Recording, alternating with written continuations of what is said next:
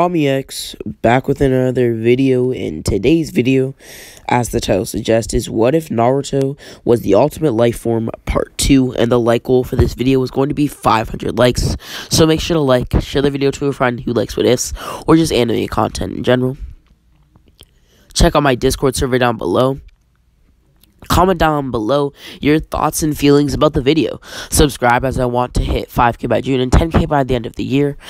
And click off of the video if you're under 18, or at least, well, carry on with your own discretion and at your own risk, as my target audience is 18 plus. And with that being said, let's get into the video. We left off with A and Naruto talking, with A having the theory that Naruto was immortal, and we'll pick up from there. Naruto would tell A that he is indeed immortal, and that he hadn't killed the third Hokage.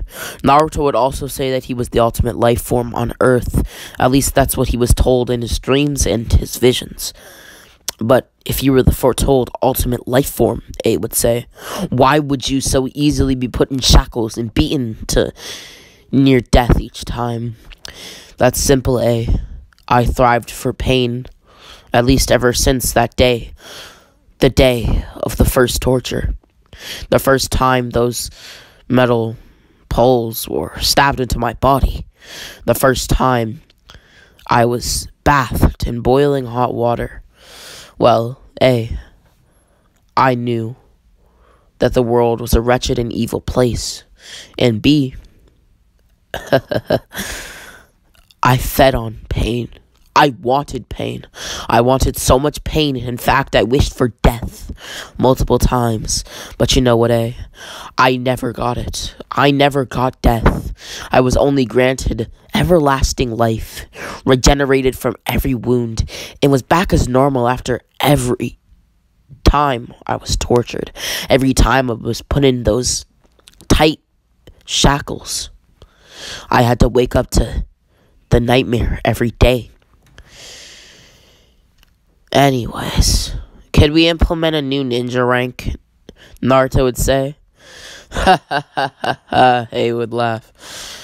How could you even switch topics so quickly?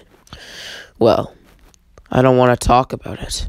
It's a boring topic. All you need to know is that I'm immortal and that I was tortured. A would sigh, saying, I guess so. Now, what was it about implementing a new ninja rank? Well, the ninja rank could be called the Kage's Children. Basically, they take on S-class missions, and they strengthen the military power of the village, as well as bring in economy, and it could also help Naruto's goal to attack the leaf, or put it directly under the thumb of the cloud, by buying the land that surrounds the leaf, so they would be able to crush it, if you will. The ninja rank would then be formed, the Kage's Children. 2 months would then pass with the team making enough money to buy out the land around. Naruto would then set out to the leaf for himself. As Naruto watched the once prosperous village from afar, Naruto would see a bush beside him, as well as some flowers, as he would sniff, taking in the air, as he would then breathe out. Naruto would then set off a flare into the air. This would signal to the cloud's forces, which had been about 1,000 meters away from Naruto, that it was time to invade. No mercy shall be shown to this village, because that's what war is, Naruto would utter under his breath, as he would then enter the village. If you've made it this far into the video, then make sure to like and subscribe. A villager would then attack Naruto, who would dodge, telling the villager he has no fight with a mere civilian. No interest in him. Why is that? The villager would ask. There's no gaming killing you. It would be A, a waste of my energy, and B, to be honest, it's just cruel. You don't have the power to fight against me, so me to kill you would be like a lion killing a rabbit. The villager would continue to attack Naruto as he walked off. Naruto would then use his godly strength, swatting away the villager as he continued the walk. "Time to see who the new Kage is," Naruto would say as he would jump through the Hokage office window. Seeing Jiraiya and Tsunade, both of them would recognize Naruto as Tsunade, who at this point had been in a drunken state, due to the fact that now not only did she have to deal with the death of Dawn, but without actually getting over it, but also the third Hokage, with Jiraiya as her subordinate. Naruto would then ask which one was Hokage. Jiraiya would say that it hasn't really been decided, laughing, as he would immediately get serious. "But what's it to you, Uzumaki Naruto?" "Oh, nothing, but I am surprised you know my name." Naruto would reach into the cabinet of the office, grabbing some tea as he poured it, with a boiling hot kettle right beside it.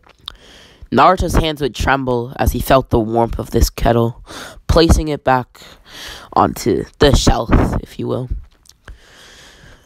Jiraiya would think to himself, "I've never seen a boy be so scared of water."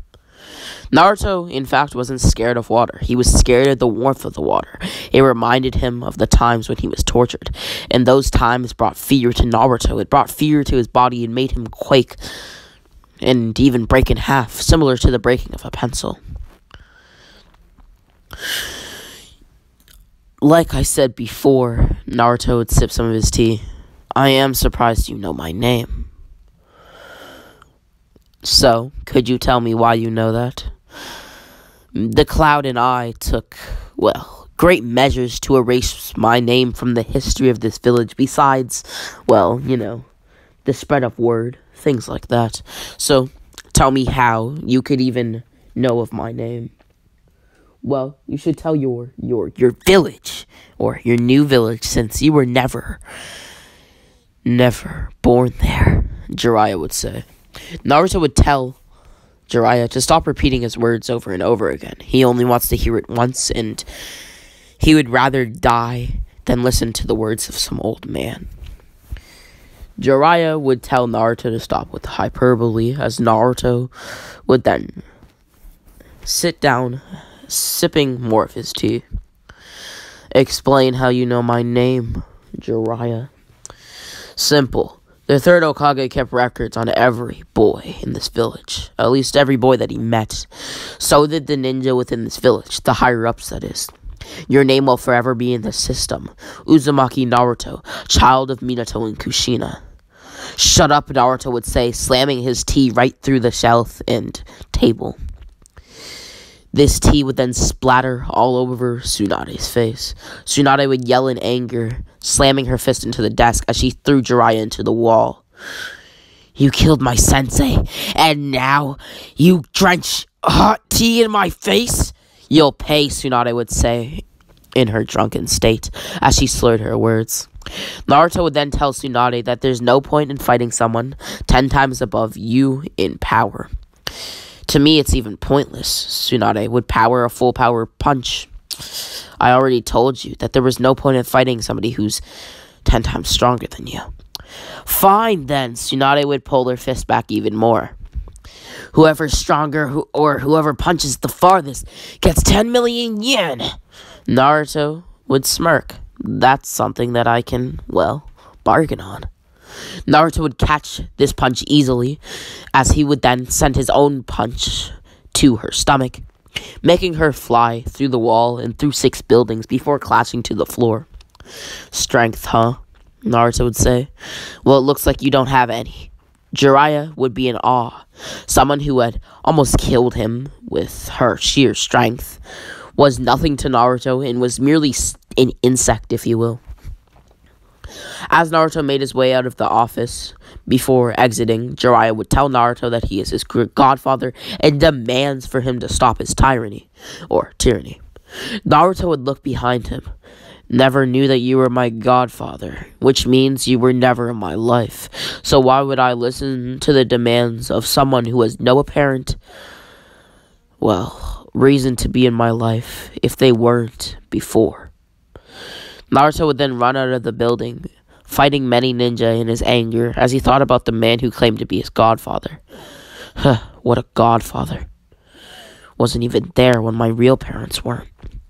Huh. Sucks to be him when he finds his village in ashes. Naruto would then use C, a member in the Kage's children, to ask how the other squad mates were doing. From the east of the village, the most damage had been done, with 2 BG Damas clouding the sky in the north. B and Yugito had been in the north, starting to defeat the Leaf Ninja in that corner of the Leaf. In the south, Guy and Kakashi had been defending their home and pushing away the Cloud's forces, and in the west, Asuma, Kurenai, Anko, and a few Anbu as well as Danzo defended the village. It had seemed that the Cloud had now conquered half of the Leaf village. Naruto would run to the west side of the village to fight the Leaf Ninja there. On his arrival, he would make it clear that he was the strongest by releasing a small fraction of his chakra, which would make even Danzo, somebody who was usually, had a, I guess you could say, perfect physique and posture and was never off-guarded, at least that we see, would be in awe of Naruto's strength and would even drop his jaw for a mere moment. Naruto would walk towards the group as he would then make everybody, again with his chakra, quake in fear. Looking at that thing really makes my stomach hurt, Naruto would say. What thing? Danzo would ask. That thing right there, Naruto would point to a statue which showed a fire. It was a representation of the will of fire. When sitting with Hiruzen, he told me that everybody in this village has a will of fire. It's what powers them. It's what keeps the light switch on, if you will. And it's what makes people strive to win. And forever, well, I guess you could say, push on. Danzo would grit his teeth. How dare you speak of the third Hokage when you killed him? Killed him? I never laid a hand on that man. That's not what was reported, and that's not what was shown. Remember, your executions, your tortures. How dare you laugh, Naruto would say, walking over to Anko, who had been completely still in fear. Naruto would put his sword to Anko's stomach, doing a flip to get behind her and using her as a hostage. Naruto would hold a kunai to Anko's throat. She dies if any of you move a muscle and or don't listen to my orders. Danzo would test Naruto's word, running towards Naruto, who would basically slit the back of Anko and stab her in her back, and as he would then kick her to the floor. Knowing that he hadn't killed her, but he had done enough damage to paralyze Anko. With it appearing as Anko was dead, Danzo would then stop dead in his tracks. Asuma and Kira and I would yell out, "Danzo, you fool!" Danzo would look back to each of them. I was just testing if his word was true. Naruto would then clear his throat, as well as clearing his nose. As the air hit his nose, he would let out air from his mouth. I don't want to have to kill another one of you shinobi in Kunoichi. Naruto would then blitz Kurenai, taking her hostage this time. Like I said before, I don't want to kill any more of you. Especially not because of your foolishness and unreliance to listen to me. So I'll say it once more. If you move a muscle, then she dies. And if you resist my demands, then she dies. I want you all to drop your weapons. If you don't, then she dies. Asuma would do as Naruto said, with the rest following behind him. Good, good. Now I have your attention. The leaf is in peril as we speak. I've dealt with your drunken Kage, and you guys seem like the only people with authority. You guys also seem weaker than that, woman, and the man who had chakra, which, didn't frighten me, but was on the level of some of my comrades and even above it. So, I must say, That man was powerful, and seems much powerful than, or much more powerful than anybody here. And Anbu would laugh. Naruto would look to this Anbu. What is there to laugh about? You're trying to scare us, but then you don't even know grammar. Funny. Maybe it's because I'm thinking about all the ways that I could kill you. Naruto wasn't truly thinking about this at all, but in an attempt to scare the Anbu, he was. Maybe I could stab you 10 times, or maybe I could knock you out and painfully destroy your body from the outside in. Or even maybe I could, well, incinerate you with flames. The Anbu would then shut up. Now, let me continue. You all seem weaker than those people, like I said before.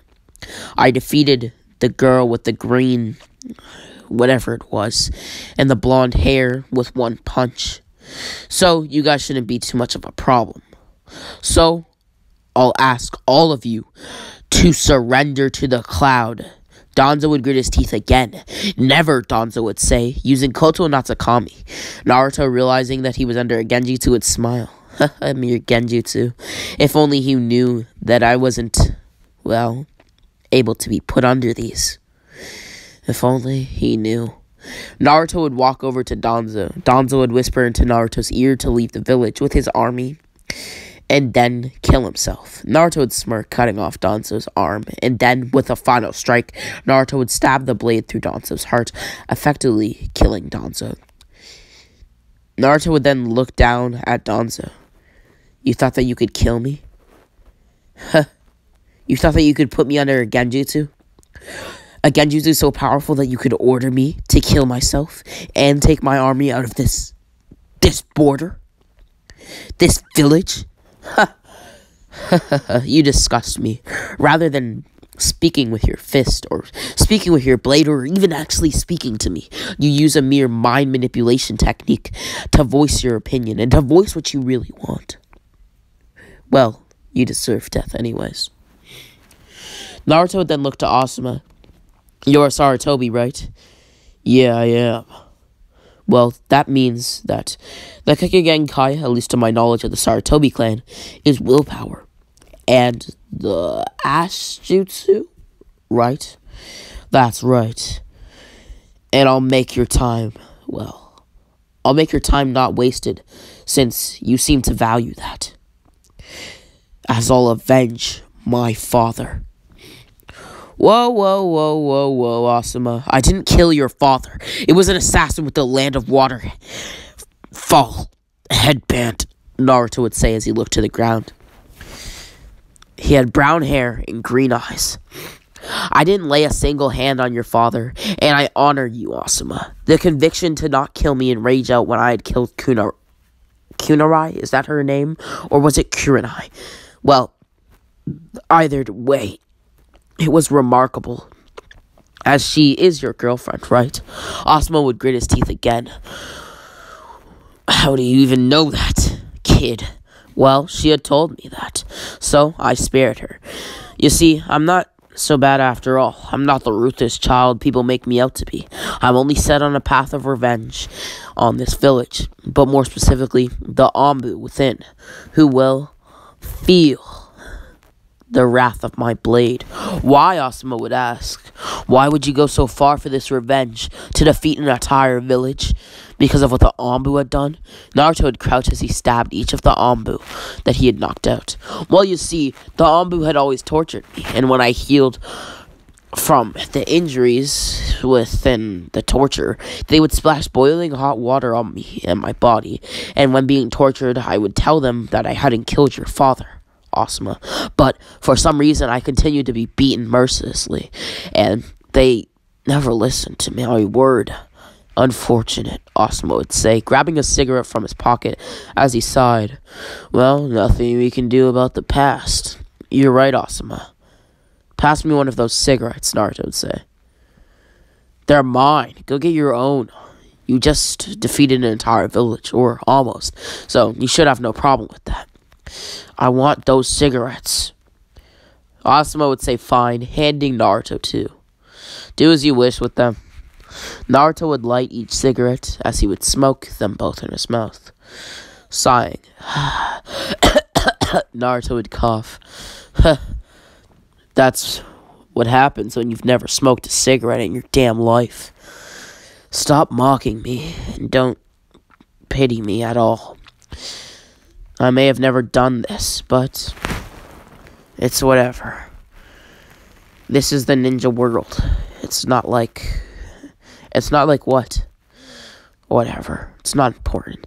Either way, this is the ninja world. We could die at any moment. A cigarette's not too bad. Naruto would then blow out some smoke as he would drop the cigarettes to the ground, crushing them under his boot. Asuma would do the same, but Naruto would say, my armies just relayed to me, or at least they relayed, and relayed they did, that the whole village is, well, under control. At least 3/4 of it is. And so I ask, Asuma, do you surrender? As long as you spill no more blood of my comrades and civilians, I surrender. That's impossible. Almost, at least. Asuma. Well, at least as much as you can possibly do. Shed as little bloodshed as possible. Fine. Naruto would relay to all of his teammates that the village is now under the cloud's influence and has been conquered, but we shall spill no more blood. The Kage's children would let the village know this. Naruto would then tell Asuma that he is a good man. Asuma would laugh. A good man. The many sins of mine far surpass even the likes of the Anbu. I've killed many for the king. The king, Naruto would say. It's not important. Just know that once in my mind, the king was my father, the Hokage. But now it's my children, the people in this village who share the will of fire. Within them, even you, Naruto, somebody who is now in a different village and claims the title of a different name. You have that fire within you. Maybe that's why you're so powerful. But anyways, I've killed many. For both personal gain, like money and missions. For the Shinobi 12. Naruto would nod. Interesting. Well, let's get to your comrades. Naruto would hold Asuma's hand, as well as Kurenai and Anko's, all at once, using shadow clones to do this, as he would then teleport to the other side of the village in 1 second, with his immense speed, due to him being, well, the ultimate life form. Naruto would then see that his comrades, the other Kage's children, the group of S-rank ninja created by the Cloud, hadn't killed any of the ninja. Naruto would congratulate his squad on taking over the village without bloodshed, as he would then hand Asuma the role of the 6th Hokage instead of the drunken Kage he had seen reigning over the village.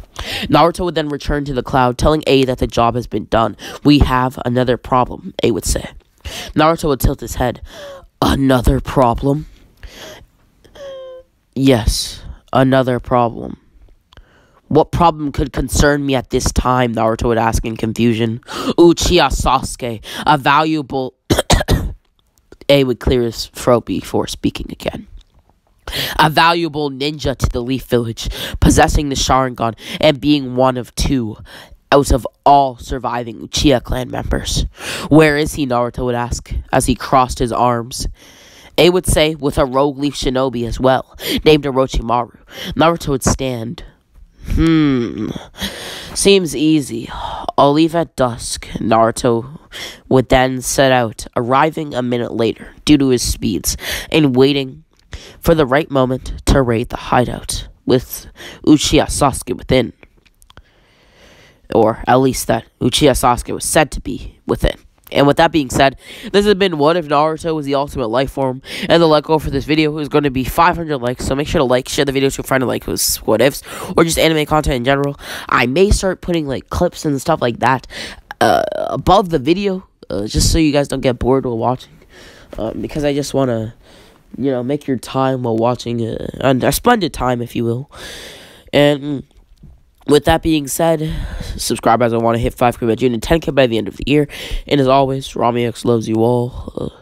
And RamiX...